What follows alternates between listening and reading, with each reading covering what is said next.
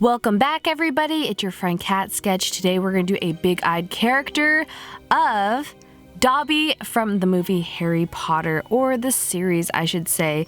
If you haven't seen or heard about Dobby from the Harry Potter series, he is a house elf who Harry at one point rescues in the movie from his owner. He's one of my absolute favorite characters from the movie, and today we're going to use prosthetic makeups. Stay tuned towards the end of the video because we're going to do a little twist on Dobby that's going to be creepy. Until then, let's turn into Dobby.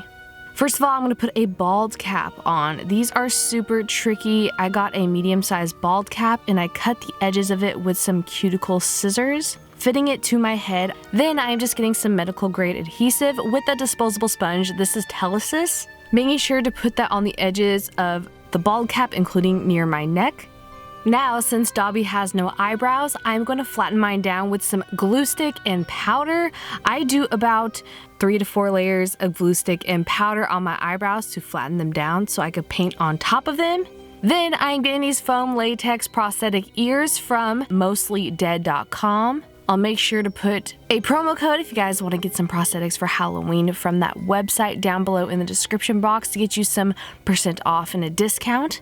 Once your ears are attached to your head, I'm going to get another foam latex prosthetic of this very big long nose. It doesn't look exactly like Dobby's, but it's pretty dang close. Once that is attached to my face with some prosaide, I am getting some liquid latex with a red stipple sponge to mimic the texture of real skin and cover up the edges of my prosthetics and my bald cap, making sure it's completely dry before putting more liquid latex on my nose, the forehead of the bald cap, on most of the bald cap, especially in the front. And we cannot forget on my ears as well, because they have to look like real skin too. This will be a great layer and a barrier so the paint won't seep into the prosthetic.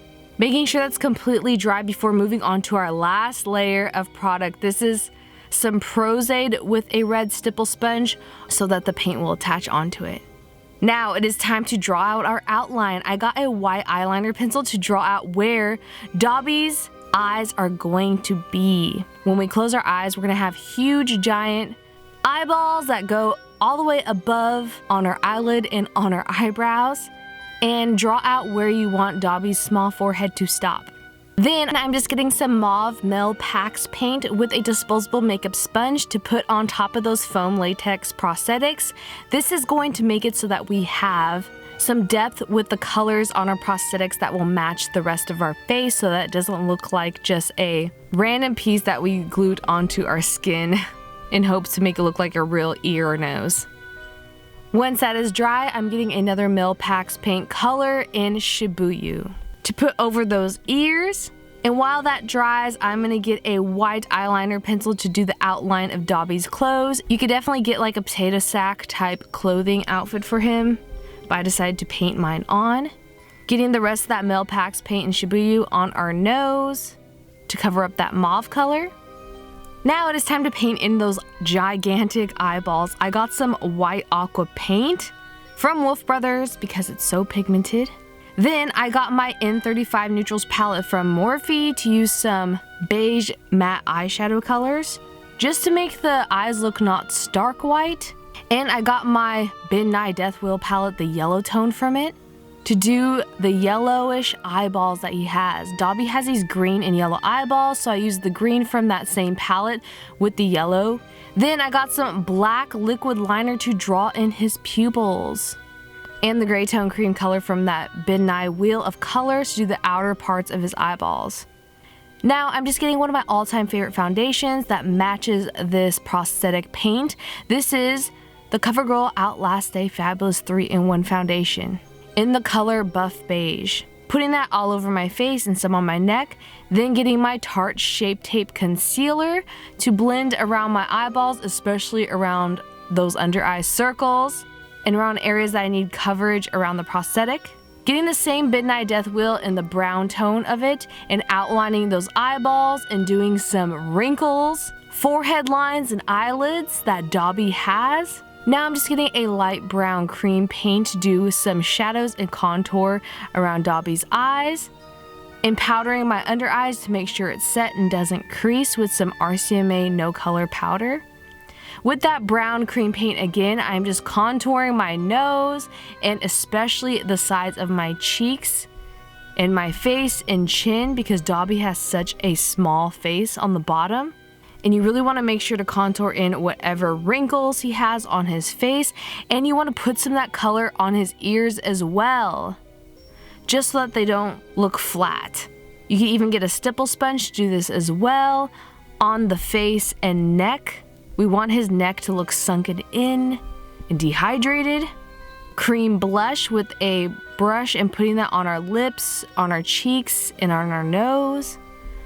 I'm just putting more defined contouring on his cheekbones and around his face. You can even get a beauty sponge with a darker contour color to blend in around his face and cheeks. Like I said, you really want his chin and everything to look smaller and tinier. Do as much detail as you would like, including some white aqua paint as little highlights on his pupils.